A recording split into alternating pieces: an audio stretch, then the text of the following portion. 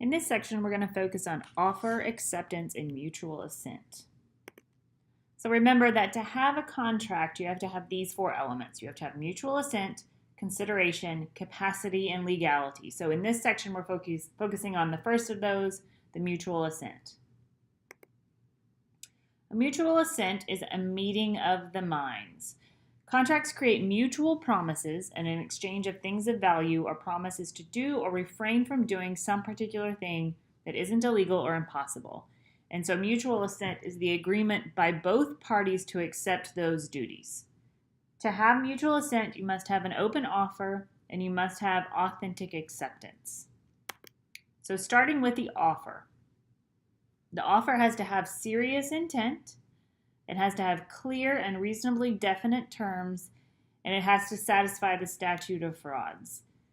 So the clear and reasonably definite terms, we want to make sure that the terms are definite enough that we can tell, first of all, if there's a breach, if there's a failure of the contract, and then if there is a breach, we want to make sure the courts know how to assess a remedy. And as a review, the statute of frauds requires certain contracts to be in writing. And so if the contract that you were looking at is governed by the statute of frauds, the offer has to be in writing.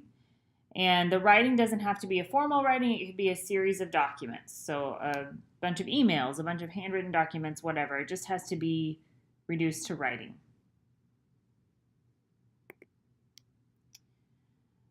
In the offer, we should clearly identify the parties to the offer, the subject of the contract.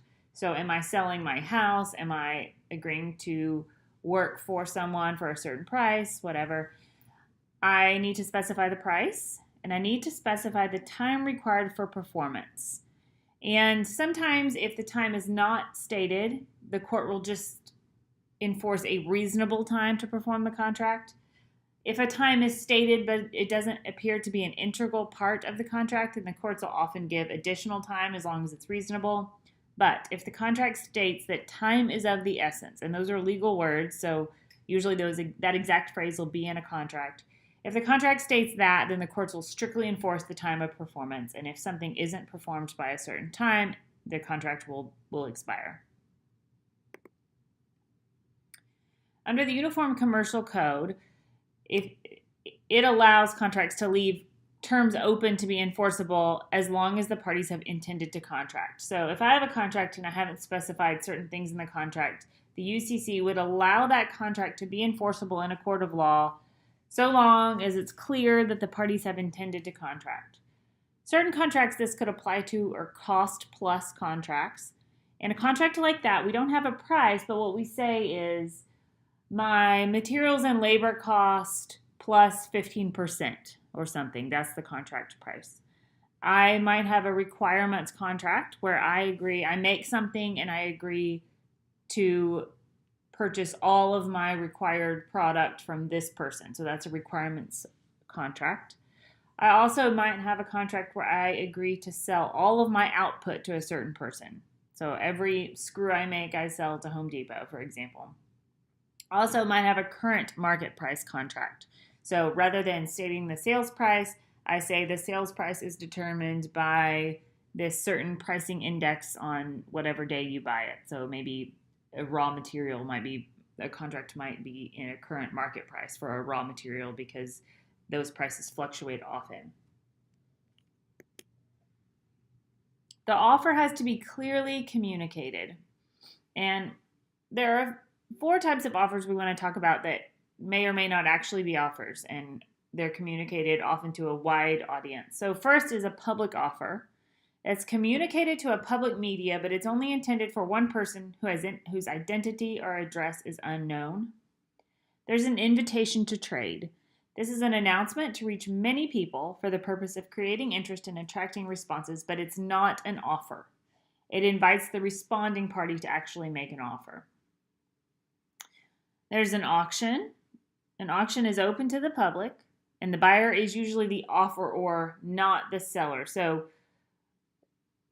the buyer is the one making the offer. So in an auction, we have the auctioneer up there, and somebody owns that property, and the auctioneer is saying prices, but those aren't actually offers. The buyer is able to make an offer and the seller would agree. In an auction, usually a seller, the owner of the property, can pull the auction at any time. They can stop it at any time. The only time that that would not be true, the only time that the seller would be the offeror, is if it's an auction without reserve, which means it will sell it regardless of what price. There's not a minimum price. And then there's a bait and switch, which is illegal in almost all jurisdictions. It's used to entice buyers to a business, but they're not intending to sell that advertised item. So if I am Walmart and I say, I'm going to sell this TV for $10, and I never intended to sell this TV for $10. I only intended to get people into my business to advertise and to entice them to buy something else. That's bait and switch, and that is illegal. Okay, so looking at this, all right, so this says there's a $1,000 reward, right? And it's for information leading to the arrest of the person or persons responsible for the death of Joe, okay? So this is a public offer, right? This is an offer made in a public media to one person, but we just don't know who that person is. If this person can deliver us information leading to the arrest of someone responsible, then they can get $1,000. This is a public offer. Okay, this target ad, you see it has prices and it has products, but this is actually just an invitation to trade. And so what that means is we're inviting people to come into our store and essentially make an offer. We're not obligated to sell these items at this price because it's not definite enough. All right, this is a little blurry, but this is a Black Friday ad. And if you look at on the right, this green thing, it says first 100 customers get $10 off their purchase. This is an actual offer because it's definite, right? There's a limited number of people on one day. So on Black Friday, the first 100 people get $10 off, and it tells you $10 off your home and clothing purchase. So this is actually an offer. If I went to that store and I was one of the first 100 customers, I would accept that offer and we would have a valid contract. Okay, so to accept the offer sometimes depends on what type of contract. A unilateral contract, remember, is a promise for an action. So if you bring me my lost dog, I will pay you $100. You don't accept the contract until you bring me the lost dog. So a unilateral contract you accept by action. A bilateral contract you accept by written or oral communication.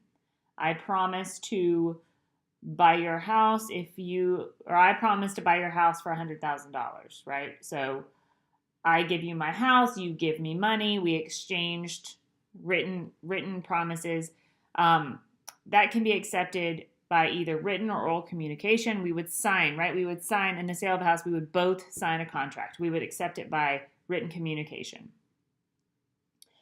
Acceptance can be affected by conditions, and there are 3 types of conditions. First is a condition precedent, which requires performance of certain acts or promises before a party is obligated to pay money or provide other agreed consideration. So you agree to paint my house if the owner of the house supplies the paint. So you will paint my house if I supply the paint. Until the paint is supplied, until I bring the paint to you, you're not required to paint my house because this is a condition precedent. Condition concurrent is something that both parties perform at the same time. So in the sale of a house, for example, I deliver the deed to my house, you deliver payment, and that has to happen essentially at the same time, right? Usually the same day. That's a condition concurrent. And then finally, condition subsequent. A contract will be terminated when an event occurs or fails to occur. So I bought clothes on a site called Poshmark the other day, and I negotiated with the person and I agreed on a price, but the person didn't ship them for a while, and I looked at my Poshmark app and it said I had the ability to cancel the contract if the person didn't ship within 10 days. So that condition subsequent is the contract will be terminated if this person failed to ship within 10 days. That's a condition subsequent. All right. The acceptance of the offer must be communicated, but the communication can be express or implied. So, express is an actual communication. It can be written or oral. It's effective when sent. So, if I mail an acceptance letter, it's effective when I put it in the mail, not when the person receives it. And under the UCC, there's no requirement of a certain type of communication. Any reasonable method of communication can express acceptance. There is the mirror image rule, which says acceptance must mirror the offer exactly. Otherwise, it's a counteroffer. So I can't say I'm going to buy your house, right? And then you accept the contract and increase the price by $10,000. That violates the mirror image rule. Implied acceptance means I have accepted by doing nothing. This is a valid way to accept certain things, like if I am, say I'm getting gas, and I see a sign that says,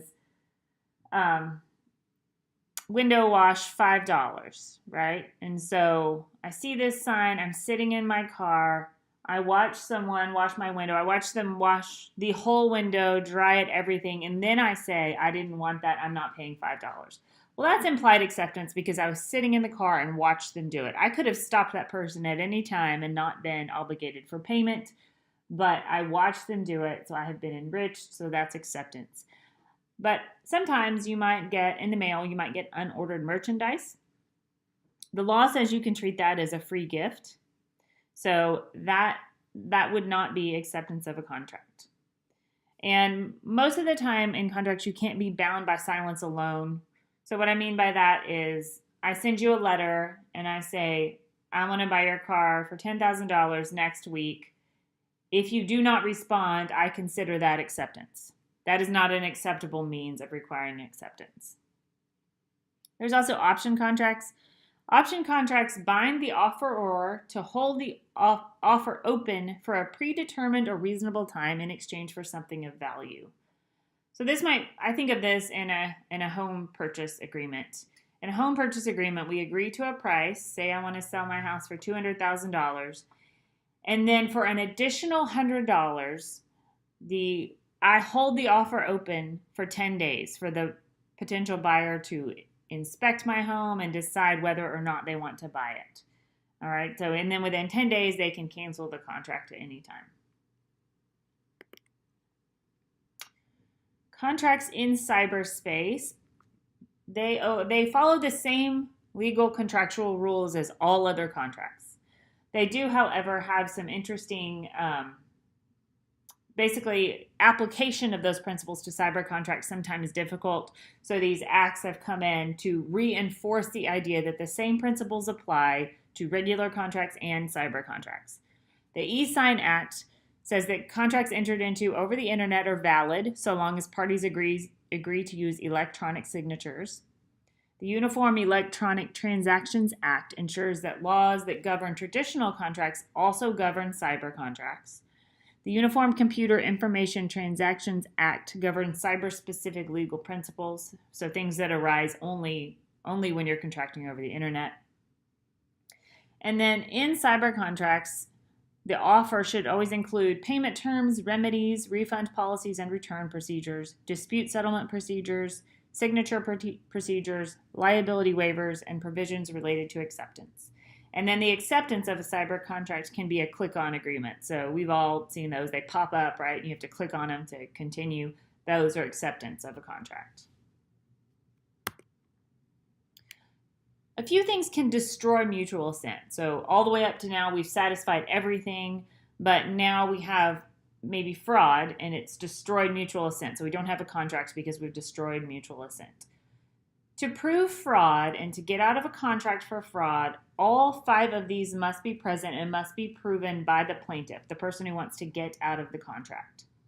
There must be a false misrepresentation of a material fact. The representation must have been knowingly false, so the person who made it knew it was false. The false representation was made with the intent that it be relied upon by the innocent party. And it was, in fact, relied upon. So there was reasonable reliance on the false representation, and there was actual loss suffered by reliance on the false representation. There can be fraud in the inception, which is fraud about the actual nature of the contract. So I think of this as maybe an elderly person, and the housekeeper is trying to get this elderly person to execute a will that leaves all their wealth to this housekeeper. And so they put this will in front of this elderly person, and they say they're signing something else. They say they're signing the check to the housekeeper when they're really signing the will. That's fraud in the inception. Fraud in the inducement is lying about the terms of the agreement to get the innocent party to enter under false pretenses. All right, so I buy a car, and you tell me, you're the car seller, you tell me it has 10,000 miles on it, but it really has 100,000 miles. That's fraud in the inducement. The statement must be about facts, not opinion or sales puffery to constitute fraud. So I have to say, in the car example, I have to say the car has 10,000 miles. It can't be fraud if I say this is the best car on the market, right? That's an opinion or sales puffery. That's not really a fact. So that would not constitute fraud. Fraud can be active or passive. An active fraud is an actual false statement. A passive fraud is a concealment or non-disclosure. And requirements to disclose depend on the relationship between the parties. In some contracts, like the sale of a house, for example, you disclose on basically a disclosure statement problems you know of with the house. But if that disclosure statement doesn't have anything about squeaky floors, right? And you know the floors are squeaky, you don't really have an obligation to disclose that because there's no special relationship between the two of you. If there is a fiduciary relationship, then there's more of a duty to disclose. And a fiduciary relationship is a relationship of trust. So doctor-patient, lawyer-client, somebody like that. That's a fiduciary relationship. And you have more of an obligation to disclose in a fiduciary relationship. A misrepresentation will also destroy mutual assent. Or it can. I said that. I misspoke. A misrepresentation can destroy mutual assent. A misrepresentation is an innocent It's an innocent statement without the intent to deceive. It's an innocent false statement without the intent to deceive. And it usually makes the agreement voidable but not void. And thinking back, voidable means a complaining party can get out of the contract. That's called rescission. They can rescind the contract, but they don't have to. And the person who made the misrepresentation cannot get out of the contract. Mistake can also possibly destroy mutual assent. There's two types of mistake, a unilateral mistake or a bilateral mistake. A unilateral mistake is made by only one party. In that case, there's no rescission. So I agree to buy your car. I am looking online and I agree to buy it sight unseen. And for some reason I misread the ad and I think your car is blue, but it's actually red. And I still agree to buy it. I wanted a red car. I made a mistake. I agree to buy it. I can't rescind that contract because of my mistake. A bilateral mistake is a mutual mistake made by both parties. This often allows for rescission by either party, but not always. So it usually does, but sometimes it doesn't, right? So a mistake as to value, for example, will not allow rescission to be granted since value is a matter of opinion, not fact. So if we both think that something is more valuable than it is, I am not allowed rescission for that. I'm still going to be bound by the contract. A mistake is to a description, though, will allow rescission. And a mistake as to the existence of something, there'd have to be proof that the subject matter was destroyed before the agreement was made to give grounds for rescission. And finally, duress. Duress can destroy mutual assent, and duress is an action by one party that forces another party to do what it otherwise wouldn't do. So we could have physical, emotional, or economic threats. And I may say, I'm going to beat you up if you don't sign this contract. That's duress. I could say something harmful or untrue about you if you don't sign it. That's emotional duress. Or economic threats. I will threaten to destroy your business if you don't sign this contract. All of these things are duress, and they'll destroy mutual assent. And finally, undue influence.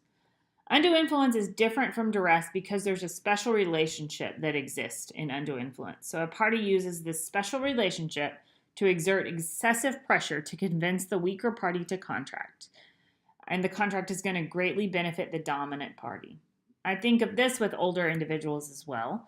So again, we could use that housekeeper example, right? We talked about it in the mistake of fraud and the inducement, but that's also using undue influence. If I have a special relationship with an older person, I'm their housekeeper and also their caretaker, for example, and I use that special relationship to exert pressure for them to sign over all their possessions to me at death. Well, that contract greatly benefits me, and I'm using that excessive pressure because of the relationship. I'm their caretaker. I keep them alive. So I use that excessive pressure to convince them to leave me everything. That is undue influence, and that will destroy mutual assent.